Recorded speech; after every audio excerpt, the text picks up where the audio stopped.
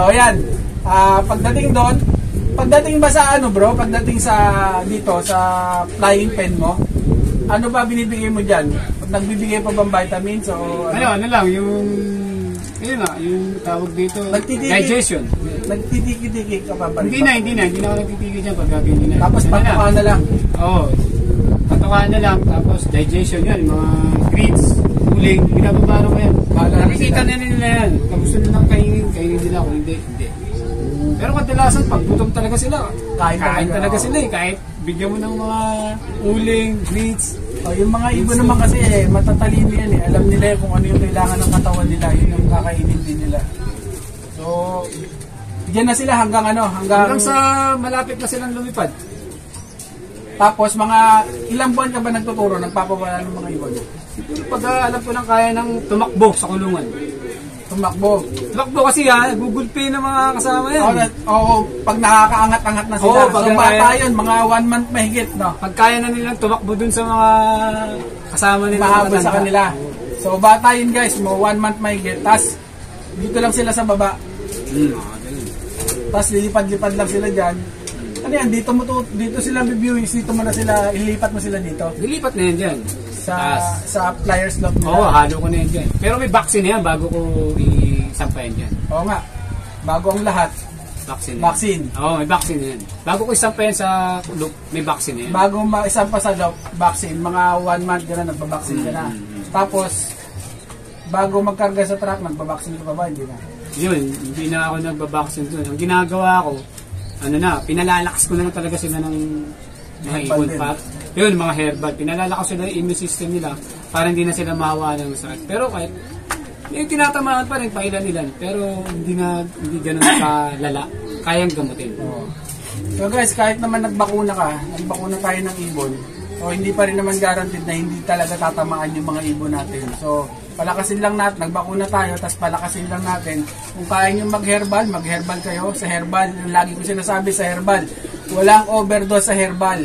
Kahit araw-arawin mo, walang kaso. So, bakit ko sinasabi? So, ginawa ko na kasi yung mga yan, yung mga ganyan. Kaya nasasabi ko sa inyo. So, raging.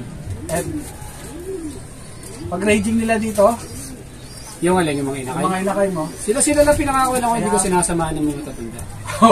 Dahil ilalayo sila. Ng mga matatanda? Pag napagod kasi yan, doon nadadapo yan. So guys, yung mga YB ninyo, nasa dalawa lang yan.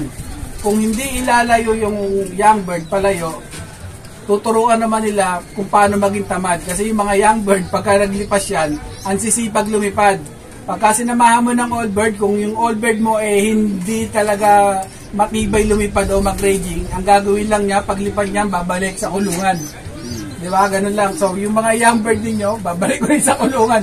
Imbis na kailangan mag-raging sila ng matagal, so, ibabalik nila yan. So, yung mga newbie guys, yung mga, kung kaya nyong wag isama yung mga old bird ninyo doon sa mga young bird na tinuturuan, so gawin nyo para pag sila lang, malakas sila pagka malakas umingot yung mga young bird di ba? So, yun na yung sistema. So, punta naman tayo sa pagte-training mo. Paano ka nagte-training? Sa club na. Ilang months ba bago ka mag-training? Training siguro. Ilang months yung ibon mo? Siguro mga nasa 7 o 8 months na yun. Bago ka mag-training sa club? Oo. Ganun ang edad mo. Nag-midtos ka? Seltos? Nag-seltos ka? Nag-seltos ako bago sa mga ng track. Siguro mga 2 beses o 3 beses. Bago ka sumampa? Kahit mga 20 km, 10 km, mahalaga na yun. Bago ko sampa sa track. Para kahit maligaw man lang sila sa first toast sa track, meron na sila mag-air. So guys, 7 months. Yun lang talaga. 7 months, 8 months. Mga ganun. Bago isa pa sa track. Sobrang tibay na ng ibon na yan. So, tutungtong sila. Siguro tapos na yung karera. Ano na yun? 9 to 10 months. 9 to 10 months. So, guys, yung ibon natin, 9 to 10 months, dyan sila talaga malakas. Tsaka dyan yung pakpak nila, buo. Kompleto na. So, hindi mo na kailangan mag-cut doon sa mga pakpak nila. Kasi yung mga edad na yan, minsan 9 months buo na yung ano niya yung O8, buo na yung pakpak niya So, maganda. Kaya pala matibay yung mga dahil nga, Ako nga, 6 to 7 months lang sa ito, 8 to 9 months. So, kung gusto nyo matibay yung mga ibon nyo, hindi na kayo magkakat. Ganyan yung gawin ninyo. So, mas maaga lang kayong magbe-breed. So, ayun. Pagka-training na, tapos, 3 bato. Oo, 3 bato. Mga Parang ako lang, tamad ako magbato. eh, lapit lang din naman. Tamad ako mag-training. Siguro, kunyari, may training na, malapit na. Minsan nga, gabi, may training. Sa umaga, magsiseltos ako. Kasi para kahit may marong pick dun, meron siyang May marker siya. na siya. So ako, dahil masipag ako, hanggang Bukawi lang ako. Parang Malayo pa. Parang 15-20 kilometers Ako ano lang, dito lang ako. Saan ka Basta ba? ng Muson. Buson. Oo, basta meron lang medyo malayo-layo lang dito ng konti. Para lang matutunan nila yung yung paano ilagay sa training box. Kasi diyan minsan yung karaniwan yung ibon nagwawala-wala, hindi sanay sa training box. So itos muna natin para alam nila na nasa training box sila, paglabas nila, lilipad na sila, hindi na sila kung ano-anong gagawin sa loob ng training box. So, puntahan natin yung paano ka nagpupuling. May sistema ka bang Sa kasi pooling? nakita ko yung mga ibon, wala naman ganong widowhood back sa taas eh. Hindi ako kasi, pa lang, yung mga inahayaan ko sila pag bata pa lang, nagpaparis na sila. Bata pa. Inahayaan ko lang, hindi ko naman mapitigilan niya kasi yun ang gusto nila. Tapos sila na yung magkapares. Hanggang sa magtanda nila, sila na yun. Nililipad mo ba sila ng parehas magkapares o yung isa lang nililipad? Parehas. Pares sila magpares, inahalis to. Wala na tayong magagawa, sila yung nagpares panlaban. Obligado ko ihagis kasi yun. So yun, sistema ni Sir Arklin. So kasi pagka ganito yung kulungan mo sama-sama, hindi mo maiwasan talaga magpapares-pares talaga yan. Hindi naman tayo kagaya ng mga big time Ay, babae ka, doon ka. Kasi wala tayong space sa mga medyo big time, mga PHA, hiwalay talaga yung babae at lalaki. So yun ang ginagawa nila na sistema. So sa amin dito, dahil nga hindi naman yung oras kasi na papaliparin yung babae tsaka papaliparin yung Hindi, kasi babae. yun ang gusto ng lahi ng ibon ko para sa akin. Yung bata pa lang, ibigay mo na agad yung gusto. Para yung homing nila is diehard sa'yo. So yun sinasabi ko guys, observation.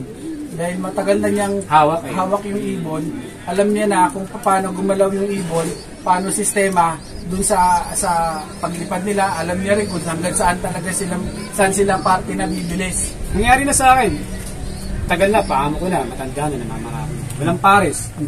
Gusto niya na mamaris. Doon pumaris sa iba. Sa kapitbahay na mamaris. May ganun talaga. Kailangan talaga. Pagka kailangan may pares sa'yo, hindi siya pupunta ron.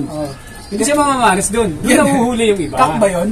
Ha? Kak madalasan. Kak. Nawawala talaga. Kapag walang pares sa loot mo, nakapares ng iba na gawin doon. May naparisan doon sa dinapuan. Hindi naalis doon. Mahuhuli yun.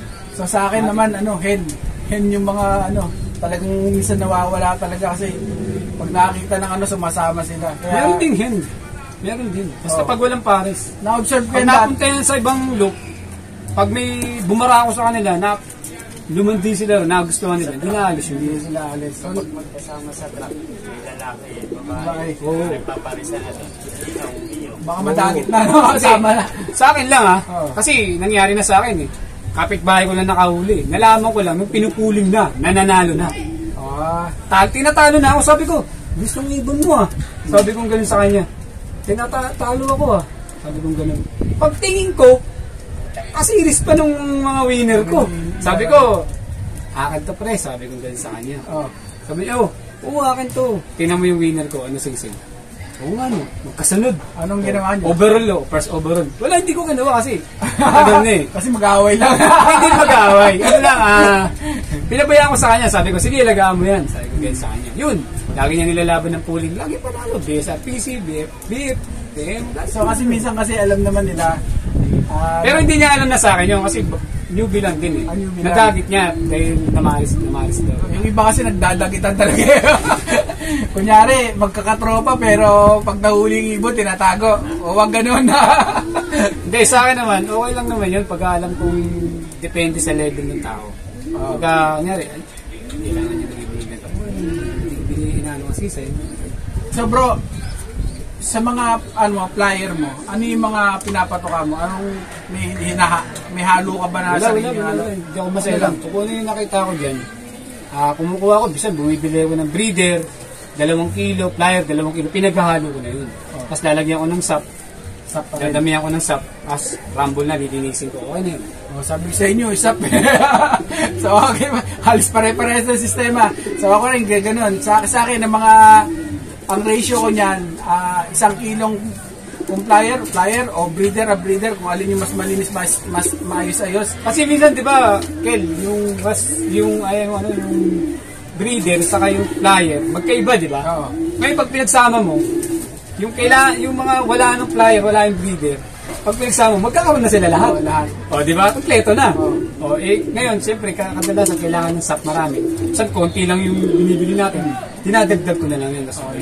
So ang ratio ko ng sap flower, kung may budget, 1 kilong flyer o breeder, tapos kalahating kilong sap. So ganun. Okay Yun, na sa akin yung ganun, di ba? What's up, mga kaibon? Please like, share, subscribe, and don't forget to hit the notification bell down below para ma-notify kayo sa mga bagong videos namin. Mom,